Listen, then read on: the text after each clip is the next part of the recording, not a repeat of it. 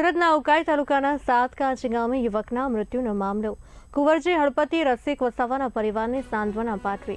રસિકના દુઃખદ નિધનના પ્રસંગે એમએલએ પરિવારને પાઠવી સાંત્વના।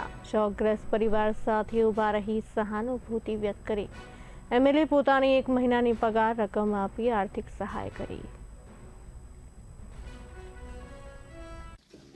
સાતકાશી ગામની અંદર 3 વ્યક્તિઓ જંગલની અંદર ગયા હશે હોળીના તહેવાર નિમિત્તે, અને એ દરમિયાન જંગલ ખાતાના અધિકારીઓ 3 વ્યક્તિઓને પકડવામાં આવ્યા હતા અને પૂછપરછ કરી થોડી નાની મોટી ઈજાઓ પણ એમને મારવામાં આવ્યો હશે એવી ઘટના મને સરપંચશ્રીએ ફોન કરીને જાણ કરી હતી।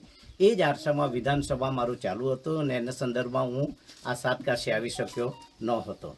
હવે જે વાત રહી છે, ઘટના જે બની છે એ ઘટના શિયાવડિયા જે આવે છે ને એ શિયાવડીના કાંટા ઉપરથી એમને પકડી જવામાં આવ્યા હતા અને પછી ત્યાં કંઈક જંગલ ખાતાવાળાએ થોડું નાની મોટી ઈજાઓ કરી હશે અને એ ઈજાને કારણે